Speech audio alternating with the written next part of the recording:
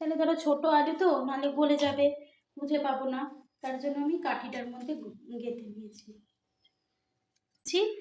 বর বলছে অনেক দিন পর যে ফেনা ভাত খাবো, করো না একটু। তাই আমি বলছি ঠিক আছে, আজকে বানিয়ে নিচ্ছি। এই দেখো, তোমাদের বাড়িতে কি এই জিনিস আছে?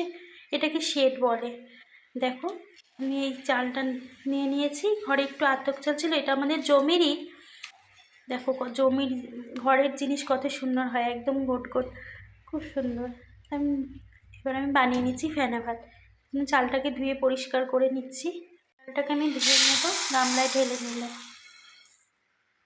চালটা ধুয়ে নিলাম চটকিয়ে, অনেক দিনের পুরনো তো, দেখো ধানও আছে ভেতরে। একটু ভালো করে বেছে না দিলে না গলায় আটকে যাবে, তো ভালো করে রগড়িয়ে রগড়িয়ে ধুয়ে নিচ্ছি। আর ধানগুলো বেছে ফেলে দিতে হবে। জলটা গরম হয়ে গেছে, আমি এবার চালগুলো দিয়ে দিচ্ছি। ছোট ছোট আলু আমি ছাড়িয়ে নিয়েছি। এগুলো ফেনা ভাতের মধ্যে দিলে তো খুঁজে পাওয়া যাবে না, তাই আমি এই কাঠির সাহায্যে দেব, গেঁথে নেব।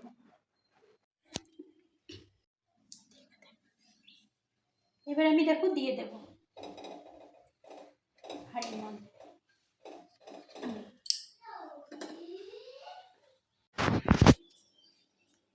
বেসন নিয়েছি, দিয়ে দিলাম কাঁচা লঙ্কা, দিলাম লবণ, একটু পরিমাণ মতন হলুদ, স্বাদ মতন চিনি,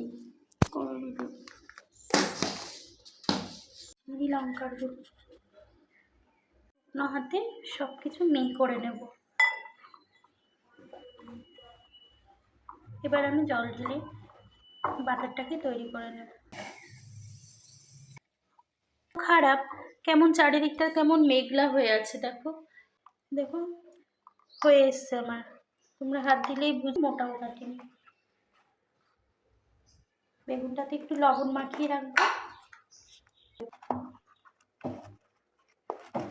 মাখা হয়ে গেছে দেখো, এবার আমি এটা রেখে দিই। প্রত্যেক দিনই খাও বন্ধুরা। কটা বেগুন ভেজে নিচ্ছি, হয়ে গেছে দেখো। এবার এটা আমি তুলে ফেলছি। লঙ্কাটা ভেজে নিলাম আলু সেদ্ধর জন্য, তুলে রাখি। এবার আমি এই ভাতগুলো পরিষ্কার করে আলু মাখা হয়ে গেছে। এবার আমি এখান থেকে একটু ভাজা তেল দিয়ে দিচ্ছি, নিলাম।